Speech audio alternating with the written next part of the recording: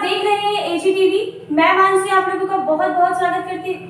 दुर्गा पूजा का मौसम आ चुका है। जी हाँ, जैसे ही दशहरा हमारे दिमाग में आता है वैसे ही हम सबसे पहला ऐसा शहर है कोलकाता, जो उसका नाम सबसे पहले जानते हैं। कोलकाता में दुर्गा पूजा बहुत अच्छे से मनाया जाता है। हम बात कोलकाता की करें, चाहे वो दुर्गा पूजा हो या वहाँ की जगह हो, वो हर चीज से फेमस है। हम बात विक्टोरिया महल की करें, हावड़ा ब्रिज की करें, कोलकाता हर चीज के लिए फेमस है। आइए आपको हम कोलकाता की खासियत बताते हैं अपने आगे की वीडियो में।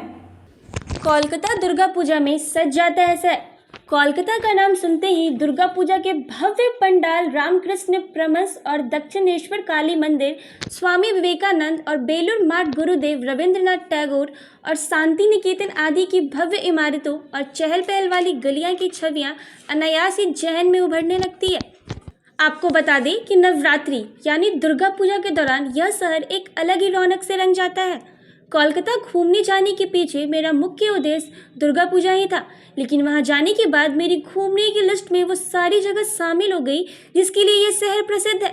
कुछ जगहों को देखने और यहाँ के लोगों से रूबरू होने के बाद मुझे एहसास हुआ कि इस शहर को सिटी ऑफ जॉय क्यों कहा गया है। विक्टोरिया मेमोरियल में इतिहास की बातें हैं। महारानी विक्टोरिया की याद में बना यह मेमोरियल भवन भी पर्यटकों की खास आकर्षित करता है। यहाँ 25 गैलरी बने हैं, जिसमें मूर्ति कला गैलरी, शाही गैलरी, केंद्रीय हॉल, पोर्ट्रेट गैलरी, हथियार और शास्त्रनगर गैलरी, कलकत्ता गैलरी आदि शामिल है। यहाँ आपको पहले के समय के सिक्के, टिकट और नक्शे देखने को भी मिल जाएंगे। 1947 के बाद जब अंग्रेज भारत से चले गए तो पूरे भारत में अंग्रेजों द्वारा बनाई गई कई मूर्तियां को विक्टोरिया मेमोरियल के बगीचे में रख दिया गया। ये सब यहाँ पर्यटकों के लिए आकर्षण केंद्र बन चुका है। खास करके शाम के वक्त लाइटिंग में ये और भी ज़्यादा खूबसूरत दिखता है। जब जाए तो ध्यान रखिए कि यह संग्रहालय सोमवार को बंद रहता है। दरअसल ये टैगोर परिवार का पुराना पुश्तैनी घर है, जो अब एक संग्रहालय में तब्दील हो चुका है। भारत के पहले नोबेल विजेता गुरुदेव रविंद्रनाथ टैगोर ने अपने जीवन का बड़ा हिस्सा यहाँ गुजारा था, इसलिए साहित्य और कला प्रेमियों के लिए यह एक तीर्थ स्थल की तरह है। इस घर में 700 से ज़्यादा पेंटिंग है, जो पर्यटकों को आकर्षण का केंद्र है। यहाँ पांडुलिपियाँ, पुस्तकें और प्राचीन वस्तुएं भी हैं। लाइट एंड साउथ शो भी यहाँ का एक प्रमुख आकर्षण है। रविंद्रनाथ टैगोर का काम यहाँ देख सकते हैं। ये शहर का सबसे सुंदर जगह में से एक है, जिस कोलकाता का छुपा हुआ रत्न कहा गया है। मलिक परिवार का एक राजा द्वारा में बनाई गई इस हवेली का वास्तुकला अद्भुत और अल्पनीय है, जो पर्यटक के लिए आकर्षण का केंद्र बन चुका है।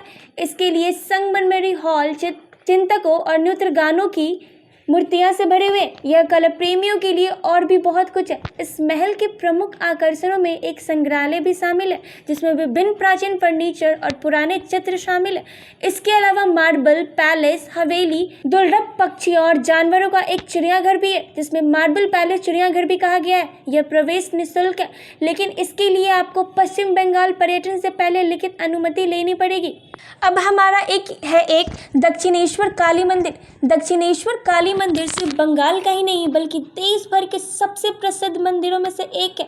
19वीं शताब्दी के प्रारंभिक वर्षों में दक्षिणेश्वर एक गांव था, जो हुगली बंगाल में गंगा नदी का नाम के पूर्वी तट पर बसा था। यह इलाके घने जंगलों में घिरा था। कहते हैं कि जन बाजार की रानी राममणि ने वाराणसी की तीर्थ यात्रा के दौरान एक सपना देखा था, जिसमें उन्हें काली मंदिर बनाने का निर्देश दिया गया है। उसके बाद ही उन्होंने काली मंदिर बनाने का फैसला लिया। हुगली नदी के तट पर स्थित यह मंदिर 25 एकड़ क्षेत्र में फैला हुआ है, जिसका निर्माण 1847 में रानी रासमणी के संरक्षण में हुआ था।